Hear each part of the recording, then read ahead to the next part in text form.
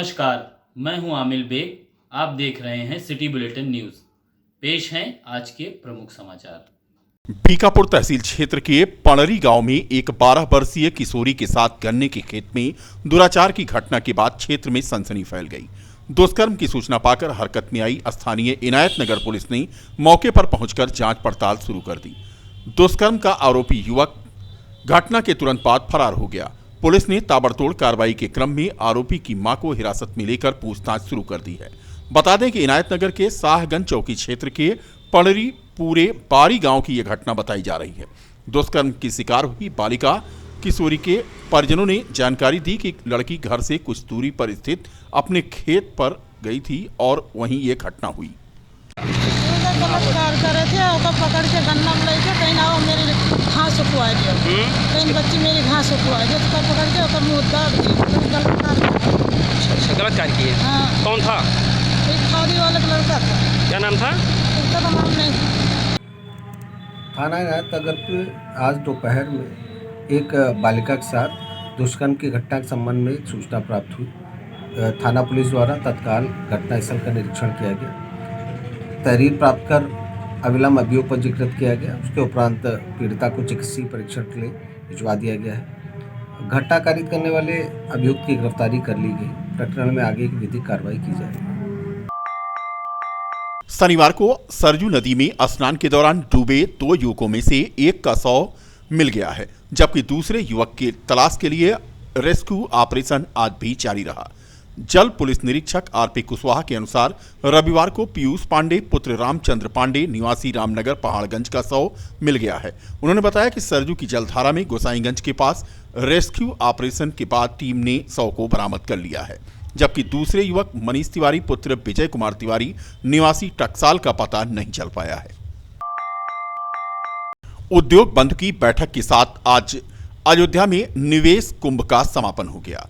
जिलाधिकारी ने प्रस्तावों को धरातल पर उतारने के लिए कमेटी के गठन का निर्देश जारी किया है। बता दें कि गांधी सभागार भवन में आयोजित जिला स्तरीय उद्योग बंधु की बैठक को संबोधित करते हुए जिलाधिकारी नीतीश कुमार ने कहा कि 266 निवेशकों की ओर से 49,174.07 करोड़ के प्रस्ताव मिले हैं। इसको धरातल पर उतारने के लिए विभिन्न कमेटियों का गठन किया जाएगा।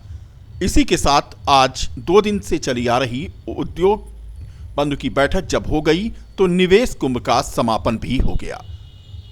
जनपद स्तरीय निवेश कुंभ सफल रहा। स्थानीय स्पोर्ट स्टेडियम में चल रहे सांसद खेल प्रतियोगिता के दूसरे दिन का खेलों का उद्घाटन पूर्व नगरपालिका अध्यक्ष विजय गुप्ता और पार्षद अशोका द्विवेदी द्वारा भाजपा कार्यकर्ताओं के साथ मिलकर खिलाड़ियों से हाथ मिलाकर परिचय प्राप्त करके खेलों की शुरुआत की गई। बता दें कि सांसद खेलकूद प्रतियोगिता स्थानीय स्पोर्ट स्टेडियम में चल रही है, जिसका शनिवार को शुभारंभ हुआ था।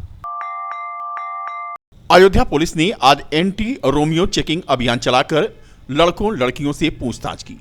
एसएसपी डीआईजी मुनिराज जी के निर्देशन में अयोध्या पुलिस द्वारा जनपद में एंटी रोमियो चेकिंग अभियान चलाकर पार्क व स्कूलों के आसपास बिना कारण बैठे और घूम रहे कम उम्र के लड़कों और लड़कियों से पूछताछ करके उन्हें हिदायत दी गई।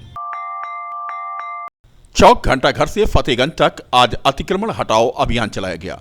नगर कोतवाल के निर्देशन में यह अभियान चला। सड़क तक फैले दुकानदारों के सामानों को हटाया गया। कुछ दुकानदारों के खिलाफ प्राथमिकी भी दर्ज की गई। दुकानों के सामने फैले सामानों को जब्त किया गया। प्राथमिक स्वास्थ्य केंद्र रेतिया में मुख्यमंत्री आरोग्य मेले का आयोजन किया गया। रविवार को सुबह 10 बजे से शाम 4 बजे तक प्राथमिक स्वास्थ्य केंद्रों पर मुख्यमंत्री आरोग्य मेले का आयोजन किया जाता है, जिसमें निःशुल्क मरीजों को परामर्श और दवाओं का वितरण किया जाता है।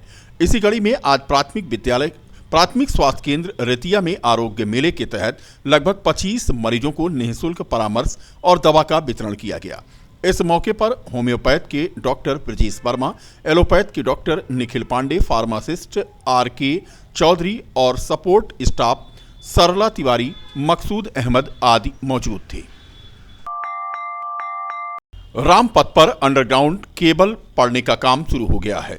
बता दें कि राम जन्मभूमि मंदिर को जोड़ने वाले प्रमुख संपर्क मार्ग राम पथ, जन्मभूमि पथ और भक्ति पथ के चौड़ीकरण एवं सुंदरीकरण के निरीक्षण में जिलाधिकारी नीतीश कुमार ने इसे देखा। जिलाधिकारी ने पर्याप्त मानव संसाधन और मशीनरी लगाकर कार्य को तेजी से 2 शिफ्ट में पूरा करने को कहा। मार्ग के किनारे दुकानदारों और उनके आसपास के लोगों को खुदाई के समय आवागमन की सुविधा और विद्युत आपूर्ति बाधित न होने देने पर विशेष ध्यान रखने को कहा।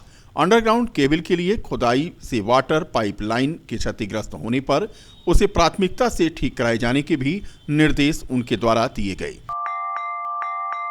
गायत्री पब्लिक स्कूल आदिलपुर रेवतीगंज में रविवार को धूमधाम से वार्षिकोत्सव मनाया गया। समाज में व्याप्त कुरीतियों के विरुद्ध कड़ा संदेश देते हुए तथा बेटी पढ़ाओ बेटी बचाओ अभियान को गति प्रदान करते हुए नन्हे मुन्ने छात्रों ने प्रस्तुतियां की। गायत्री पब्लिक स्कूल प्रांगण में आयोजित होने वाला वार्षिकोत्सव कार्यक्रम वैदिक मंत्रोच्चारण के साथ विशिष्ट अतिथि वीएन मिश्रा द्वारा फीता काटकर किया गया। कार्यक्रम में जहां कॉलेज के छात्र छात्राओं ने मंत्र मुग्ध कर देने वाली प्रस्तुतियां की, तो वहीं दूसरी ओर कार्यक्रम में विशिष्ट अतिथि के रूप में मात्र 10 साल की एक विदुषी कवित्री अधिका भारद्वाज ने अपनी कविताओं से यहां मौजूद लोगों को चौंका दिया। कार्यक्रम में मुख्य रूप से मुख्य अतिथि मिल्कीपुर के विधायक अवधेश प्रसाद, विद्यालय के प्रबंधक रामशंकर शुक्ला आदि मौजूद थे।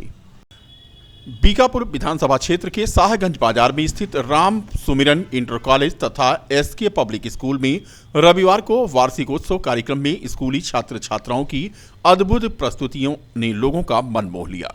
वार्षिकोत्सव कार्यक्रम में क्षेत्र की जानी मानी हस्तियों ने शिरकत करते हुए छात्र छात्राओं का उत्साहवर्धन किया।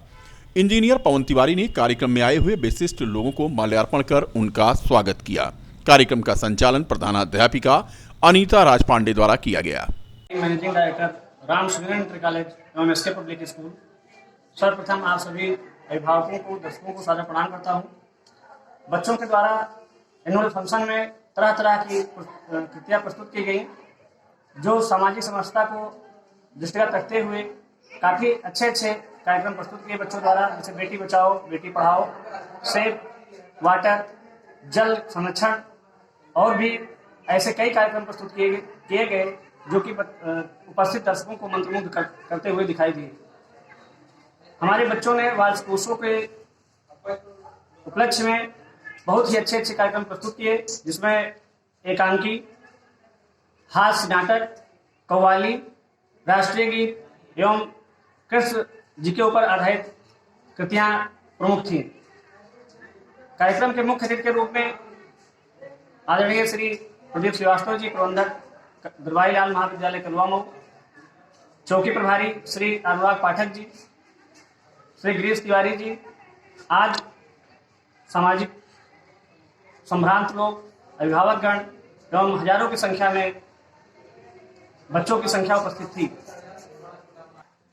कार्यक्रम को जो हमारा कार्यक्रम प्रस्तुत किया गया है, हमारे वर्ष के रिपोर्ट कार्ड के रूप में बच्चों ने दर्शाया है, जिसे देखकर हमारे अभिभावकों ने अपनी संतुष्टि व्यक्त की है। हमारे अभिभावक बच्चों के कार्यक्रम से मंत्रमुग्ध थे, बच्चों के कुशलता निपुणता को देखकर प्रफुल्लित थे। इसी को देखते हुए जिलाधिकारी नीतीश कुमार ने निर्माणाधीन मर्यादा पुरुषोत्तम श्रीराम अंतर्राष्ट्रीय एयरपोर्ट के कार्य का निरीक्षण करके उसका जायजा लिया। निरीक्षण के समय परियोजना प्रबंधक राजीव कुलश्रेष्ठ मौजूद थे। इस अवसर पर परियोजना प्रबंधक ने बताया कि अंतर्राष्ट्रीय एयरपोर्ट के फेज 1 का 76% कार्य पूरा हो चुका है। उन्होंने बताया कि फेज 1 के अंतर्गत बनने वाले 2200 मीटर रनवे के सापेक्ष 1400 मीटर रनवे के कार्य पूर्ण हो चुका है। इसके साथ ही साथ आइसोलेशन वे, 2 टैक्सी वे और 1 एप्रन यानी 3 एयर बसों को पार्क करने के लिए जो काम होना चाहिए वो पूरा कर लिया गया है। उन्होंने बताया कि रनवे का संपूर्ण कार्य मई तक पूर्ण कर लिया जाएगा। जिलाधिकारी ने टर्मिनल बिल्डिंग का भी जायजा लिया। टर्मिनल बिल्डिंग का 56% कार्य पूर्ण है। इसके संपूर्ण कार्य को जून माह तक पूर्ण कर लिया जाएगा। परियोजना अधिकारी ने बताया कि नाका फ्लाईओवर की तरफ व रनवे के दूसरे छोर की तरफ रेसा और कैट 1 लाइटिंग के लिए भूमि उपलब्ध है। इस कार्य को भी शीघ्र पूरा कर लिया जाएगा, जिससे एयरपोर्ट पर रात्रि के समय और धुंध यानी फॉग में भी एयर बसों की लैंडिंग हो सके। एयरपोर्ट से गुजरने वाली ट्रांसमिशन लाइट के तारों को अतिशीघ्र हटवाने के लिए संबंधित विभाग के अधिकारियों को जिलाधिकारी ने निर्देश दिया। जिलाधिकारी ने एयरपोर्ट संबंधित समस्त कार्यों को अपेक्षित समय के भीतर पूर्ण कर लेने के निर्देश परियोजना अधिकारी को दिए। इस अवसर पर जिलाधिकारी ने एयरपोर्ट पर आर्ट गैलरी में एयरपोर्ट मॉडल का भी मुआयना किया। मौलाना मदनी के बयान पर अयोध्या के संतों महंतों ने तीखी प्रतिक्रिया दी है। इस्लाम 1400 वर्ष पुराना है, जबकि हमारे श्री राम ही 9 लाख वर्ष पूर्व पैदा हुए हैं। यह कहना है आचार्य सत्येंद्र दास, मुख्य पुजारी राम जन्मभूमि की। वहीं हनुमानगढ़ी के महंत राजू दास कहते हैं कि यह तलवार की नोक पर सलवार पहनने वाले लोग हैं। जमीयत उलेमा हिंद के अध्यक्ष असद मौलाना मदनी एक धर्म सम्मेलन कराया था दिल्ली में, और दिल्ली में जो उनकी भाषा थी कि पहले आदम आए, सनातन के भी मानने वाले आदम से ही उत्पत्ति हुई है। मैं मौलाना मदनी से सवाल पूछता हूँ, ओम और अल्लाह एक है, ठीक है, सारे ईश्वर एक हैं, अनेक व्यवस्था बनी है, हम उस अनेक व्यवस्था को स्वीकार करते हैं, लेकिन इस्लाम की जो कट्टरता है, मौलाना मदनी के पूर्वज बुजदिल थे और तलवार के नोक पर सलवार पहनने वाले लोग हैं। इस्लाम में सिर्फ एक कौम, एक मजहब, एक संप्रदाय की बात होती है और हमको काफिर कहा गया है इस्लाम में। आप देखो, इस्लाम के मानने वाले की जहां संख्या बढ़ती है, वहां पर किसी कौम, किसी मजहब, किसी संप्रदाय का व्यक्ति सुरक्षित नहीं रह सकता है। प्रत्यक्ष उदाहरण अफगानिस्तान है, पाकिस्तान है, बांग्लादेश है, अदर तो तमाम मुस्लिम कंट्री तो है ही हैं, लेकिन जो भारत से अभी वर्तमान में 100 वर्ष पहले कटे हैं, उसकी स्थिति परिस्थिति क्या है? अगर इस्लाम शांति का प्रतीक होता, इस्लाम और ओम का एक अर्थ होता, तो क्या ओम के मानने वाले, सनातन के मानने वाले का सर कलम इस इस्लामिक कट्टरपंथियों के द्वारा क्यों होता? इसके नाते मौलाना मदनी का भाषा ठीक नहीं है और सनातन परंपरा आज से नहीं, अनाज से चली आ रही है, लेकिन मौलाना मदनी अपनी रोजी रोटी चलाने के लिए अनर्गल वार्तालाप करते हैं और यह वार्तालाप इनको बंद करना पड़ेगा। सनातन आज नहीं, अनाज की है और यह संस्कृति अखंड था, अखंड है और अखंड रहेगा। मौलाना मदनी को भी पुनः घर वापसी करनी पड़ेगी, सनातन में आना पड़ेगा, क्योंकि सनातन वसुदेव कुटुंबकम सर्वे भवन्तु सुखिनः सर्वे सन्तु निरामय के साथ कार्य करती है, काम करती है। सनातन तलवार के नोक पर नहीं चलता, सनातन आस्था के नोक पर चलती है और मौलाना मदनी का धर्म तलवार के नोक पे चलता है, जिसका प्रत्यक्ष उदाहरण पूरा विश्व है। विश्व में जिस प्रकार से आतंक व्याप्त है, वो इस्लाम के कट्टरपंथी के द्वारा व्याप्त है, यह प्रत्यक्ष उदाहरण है। सबसे प्रथम हमारे यहाँ 4 वेद हैं, उनकी उत्पत्ति हुई है। आप पौरुषेयो वेद, वेद किसी व्यक्ति का बनाया हुआ नहीं है, अपने आप प्रकट हुआ है और उसमें सारे सिद्धांत जो हैं मानव जीवन का, सब कुछ अच्छी प्रकार से वर्णित है। और वो 4 वेद हैं। चारों वेदों में जिस व्यवस्था है, वही व्यवस्था आज भी चल रही है और उसी को हम सनातन धर्म कहते हैं। उससे उत्पन्न हुआ जो हमारा सनातन धर्म है, वो आज सृष्टि से है। इसलिए ये कहना कि पहले किसकी उपासना होती थी, जब ये नहीं, राम नहीं थे, कृष्ण नहीं थे, ब्रह्मा नहीं थे, विष्णु नहीं थे, कोई नहीं थे, तो उपासना किसकी होती थी? उपासना 2 प्रकार की होती है हमारे यहाँ। एक प्रकार की उपासना निराकार की और दूसरी प्रकार की उपासना साकार की। इस प्रकार से निराकार साकार 2 प्रकार की उपासनाएं आज सृष्टि चली आ रही है, जो सनातन धर्म कहते हैं। और बाकी के जितने भी हैं, चाहे वो इस्लाम हुआ, चाहे और भी धर्म जितने भी आए, वो बहुत बाद में आए, एक युग बीतने के बाद आए। हमारा तो है सनातन धर्म से है और सतयुग से है। सतयुग बाद त्रेता आया, द्वापर आया, कलयुग आया, 4 युग होते हैं। तो उनका जो कह रहे हैं हमारे मदनी साहब, वो अपनी बात कह रहे हैं, अपने जो उनके इस्लाम है उसके प्रति कर रहे हैं, जो उनकी आयत है, उनके जो भी ग्रंथ हैं उसके आधार पर बोल रहे हैं।